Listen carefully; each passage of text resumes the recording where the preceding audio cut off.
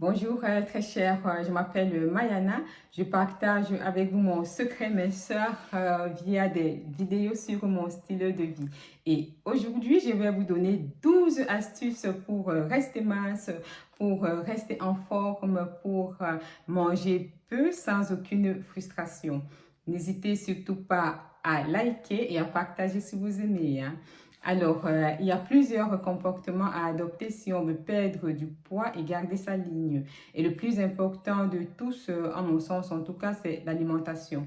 Donc, si on veut perdre et conserver son poids, on va commencer par diminuer les quantités. Mais comment? Commencez par noter votre objectif de poids. Vous vous pesez, vous notez votre poids, vous notez le poids que vous voulez atteindre ou alors le poids que vous voulez conserver. Vous l'affichez en gras dans un endroit où vous le verrez le plus souvent. Ça peut être sur votre ordinateur de travail, vous commencez la journée, vous l'avez. Ça peut être sur votre frigidaire, ça peut être au pied de votre lit. Vous vous levez dès le matin, vous l'avez. Bref, ça peut être n'importe où, à vous de voir, soyez inventif, hein.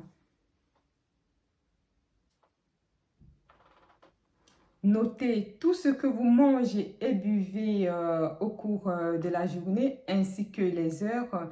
Des fois, vous pouvez être très surpris et ça vous aidera à freiner vos élans de gourmandise. Pesez-vous tous les jours dans les mêmes conditions. Ça vous évitera de vous battre avec des kilos superflus qui s'installent de façon insidieuse et qui sont ensuite difficiles à faire partir. Maintenant, si vous avez une aversion pour la balance ou alors simplement vous n'avez pas de balance, je vous propose une alternative, un vêtement de référence. Alors, c'est simplement un vêtement, un pantalon, une jupe, un vêtement dans lequel vous vous sentez à l'aise, un vêtement dans lequel vous aimeriez vous sentir à l'aise. Donc, une fois par semaine, vous l'essayez. S'il bloque, ça veut dire qu'il y a un problème. Alors, vous vous référez au point 2. Quel a été votre comportement alimentaire durant la semaine écoulée et vous n'avez qu'à rectifier le tir. Évitez toute situation de stress. Vous risquez de manger de trop lorsque vous êtes stressé.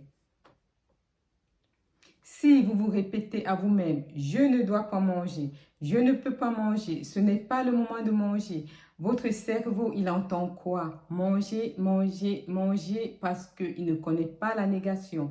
Donc, vous aurez de plus en plus envie de manger et vous risquez d'être frustré et de manger de trop. Manger à des intervalles réguliers. Il faut savoir que la phase de brassage des aliments dans l'estomac dure 3 à 4 heures. Donc, il est préférable d'espacer vos repas de 3 à 4 heures. Vous n'êtes pas obligé de manger 3 repas par jour plus des collations. Si vous n'avez pas faim, vous ne mangez pas. On ne mange pas pour manger. Boire un verre d'eau avant chaque repas, vous diminuez ainsi la quantité de nourriture que vous auriez mangé pendant ce repas-là et par conséquent le nombre de calories que vous auriez consommé. Lorsque vous mangez, n'écoutez pas votre bouche, écoutez votre ventre. Souvent, votre estomac vous signale qu'il est plein, vous êtes rassasié, mais votre bouche, elle veut toujours manger. C'est juste de la gourmandise. Qu'est-ce qui se passe en fait? Plus vous écoutez votre bouche, plus vous agrandissez votre estomac et vous entrez dans une sorte de cercle vicieux où vous aurez de plus en plus besoin de plus en plus grande quantité de nourriture pour être rassasié. Mangez sans aucune distraction. Si par exemple vous mangez en téléphonant, en regardant une de mes vidéos, vous risquez de manger plus que ce que vous auriez dû manger dans de bonnes conditions. Lorsque vous maîtrisez les quantités de nourriture que vous mangez tous les jours, vous pouvez passer à l'étape suivante, à savoir le jeûne. C'est très important de jeûner de temps en temps. Maintenant, vous pouvez décider de jeûner une fois par mois, une fois tous les 10 jours. En tout cas, moi, je jeûne une fois par semaine. faire une activité physique régulière.